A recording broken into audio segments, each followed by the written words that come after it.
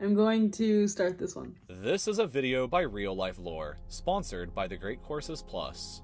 Many of us probably think that humans are everywhere on this planet. There are billions of us, and it seems like everywhere you look there are other people, and there is no wild or wilderness left in the world with everything being already discovered. But this is simply not the case. The world is an enormous place, and there are still places just as remote and far away as they were thousands of years ago. So then, how far away exactly can you possibly get from every other human on the planet? For the maximum terror factor, let's imagine that you have suddenly been teleported to the following locations, and then imagine how or if you would escape.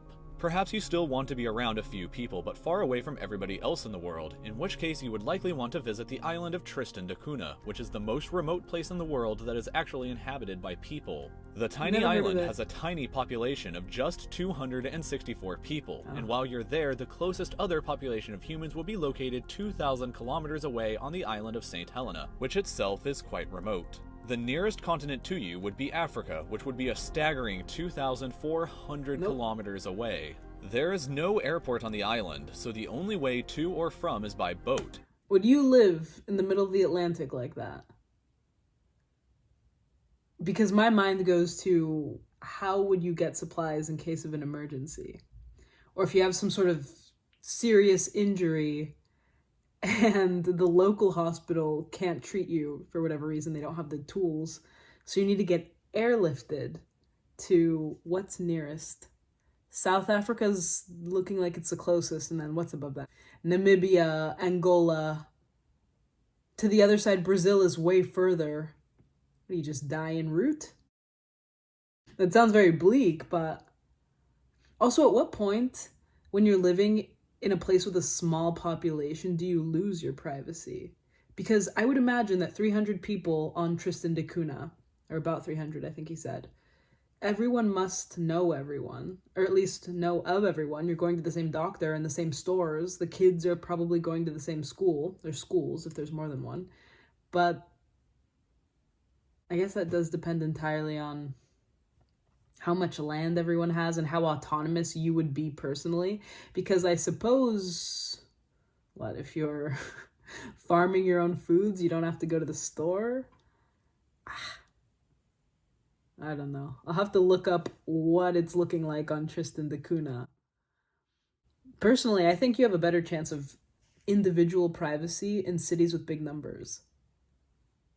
Leave your thoughts on that. And boats only come from South Africa about 8 or 9 times in an entire year. If you really want off the island, then you better have your own boat, and even then, the shortest journey to the nearest airport on Ascension Island would take you 7 days to reach. Now let's next imagine that you are placed in the center of Devon Island, which is part of the Canadian archipelago. This island is roughly the same size as Croatia, and yet it has absolutely 0 people living on it. Nobody. It's just you and complete solitude with nobody else as far as the land goes. Walk in any direction and you will never find anybody else to help you.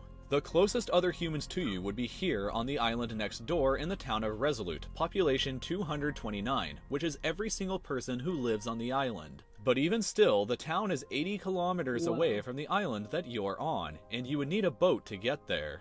Maybe you think that the South Pole would have to be one of the most remote and far away places in the world, and while that used to be true, the South Pole today is home to a permanent research station that is always staffed by as many as 150 scientists. The place in Antarctica that is far more remote and difficult to get to or out of would be this exact spot here, which is the furthest point on the continent away from the ocean. It is located 878 kilometers away from the research station at the South Pole, which would be the nearest other humans to your location.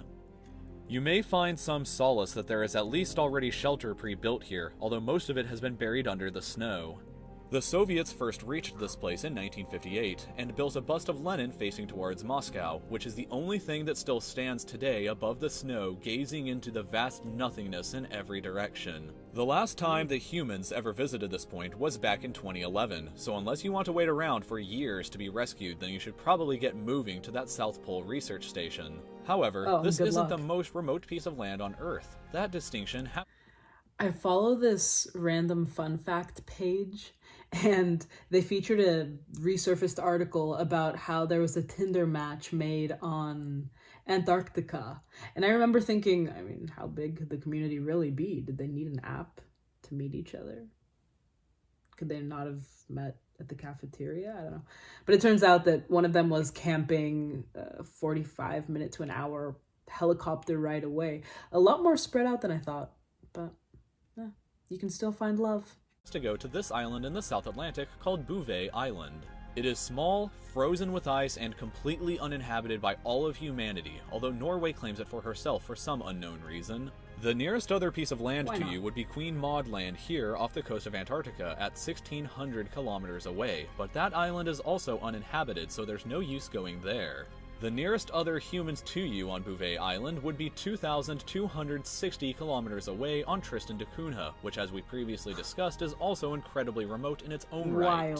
For reference, that distance would be about 54% of the distance from the west coast of the United States to the east coast, with no other humans in sight, and just to arrive at the most remote inhabited place on Earth that still has no airport and that only has boats come to it 8 or 9 times a year. So far, we've only been talking about being on land, but we haven't yet considered the ocean. If we forget about distance and just think about the sheer obstacles between you and every other person, then the bottom of the Marianas Trench nearly 11 kilometers below the ocean's surface would be a truly lonely place. Only 3 people have ever been to the bottom in all of human history, and the last time was in 2012.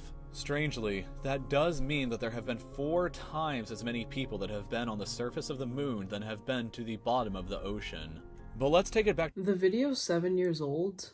I don't know if that number has increased since then. I actually have no idea. So I'll look it up and add whatever articles I find in the description. The distance for a moment, because the ocean is truly gargantuan and far bigger than many of us realize. This point in the Arctic Ocean, for example, is the furthest point in that ocean away from any land. It is located on a shifting pack of ice, so a permanent structure is impossible to build. If you were to ever reach here, the closest inhabited land would be Ellesmere Island in Canada, home to a population of only 146 people. The closest actual settlement on that island, Grijsfjord, would be 1,638 kilometers away from you at this point. Further, nobody has actually ever reached this point yet in all of history, so if you want to become an explorer and put your name down in the history books alongside Magellan, then get out there and reach it first. And finally, and most terrifying of all, the most remote point and furthest away from the rest of humanity that you can likely ever achieve is deep in the Pacific Ocean, which for reference on a globe looks like this and almost takes up half of everything you see. This exact point here is known as Point Nemo and is by far the most remote place on the planet. The closest inhabited land to you at this point would be Easter Island, which is a mind-boggling 2,689 kilometers away. To put that into perspective again, that is about 64% of the distance from the US West Coast to East Coast, with not a single other person and just vast, empty ocean. If you think that possibly some shipping routes or cargo ships may pass by to help, then here is a map of what these trade routes look like. Notice the dark points around not only here, but also the point that we discussed earlier in the Arctic Ocean and Bouvet Island over here. The record for the fastest time that anybody has ever made it to Point Nemo was on a boat, and it still took 15 days, 10 hours, and 37 minutes to reach, plus all of that time to make it back from where they originated from. It's weird to think that if you were at this point sitting in a boat alone, the closest other humans to you would actually be the astronauts on board the International Space Station, as they occasionally orbit the Earth above you. The station orbits at a maximum of 416 kilometers above the Earth's surface, which is far closer than the 2,689 kilometers needed to reach Easter Island. In fact, the space station would be the closest humans to you at several of these other locations as well, but here especially if you were stranded, then they would be too far away for help. The fastest anybody could possibly reach you would take over 15 days. The closest help you could get yourself would be the same as venturing nearly 2/3 of the way across the United States. And to top everything off, the Lovecraftian city of RealLifeLore is located not too far away from this point, so you may have far worse things than sheer isolation to worry about at this point. So with all of that being said, I must thank my incredible sponsor. What's going on RealLifeLore? I'll look it up. And I will add you this video and the channel in the description in case you want to see their great Courses Plus link. They're called RealLifeLore. They answer a lot of questions I don't ask myself, but I like knowing the answers to. Like this one. How far away could you get from everybody else? That was a fun one. I'm such a city person that none of these places are for me. I like having options of activities to do and places to go. I like walking to my destination. I guess you could do that in some of these places. But I like talking to strangers, people watching, so I just wouldn't thrive in any of these environments. But I also guess that these are the extreme versions of what you would look for if you wanted to get away from other people, because I feel like you can just as well live in a place where you can buy a lot of acres for little money, relatively. Be surrounded by mountains and forests, and then maybe you have to drive to see your nearest neighbor, but you're still close enough to food sources and salvation. I have friends who live like that in Finland, and I'm sure there's options of that on every continent. I don't know. Let us know if you live in a big city or a small town. The whole thing reminded me of that quote, or the stat, I guess, that they always throw out there, that what is it, like 70% of the global population will live in an urban area by 2050. I don't know how real that is. Estimates, projections. I guess we'll circle back in 2050 if I'm still here and see how that turned out. For a literary recommendation, this one was kind of easy. I was thinking of that book Into the Wild by Jack, I think is his first name. Krakauer is the last name. It's about this younger guy. He goes camping in a remote area of Alaska. And I don't want to give you any spoilers. He turns up missing, is what I'll say. They made it into a movie with Emile Hirsch. I haven't seen it, but I think it did pretty well in its time. I thought of it because it touches on a lot of the themes that I suppose one would feel if they want to get away from everybody else. Individualism, disconnecting from society, and then there's some survivalism mixed in, nature, if you're into that. It's also where you find that infamous photo. I'll add it here. So that's the literary recommendation. I'll look if there's a free audiobook version on YouTube. If there is, I will link that. If not, you're going to find the book linked. And finally, my favorite part of these videos at this point, the music recommendation. I've been listening to this artist called Durando. I don't know if he has any other songs besides this one called Didn't Die. Definitely a song that I can only sing when nobody else is in my vicinity. I don't know how this man is hitting that octave. A lot of you might know this song already. If not in title, once you hear it, it will sound familiar to you, possibly. I would put in the soul funk genres. And then I always like to add a song without lyrics. There's a DJ duo from Austria. They're called Kruder and Dorfmeister. The song I'm thinking of is called High Noon. I think it would fall in the acid jazz genre. If you liked Chaos in the CBD, which I recommended quite a while ago at this point, there are some similarities to be made between the two of them. Really nice instrumentals, just background music.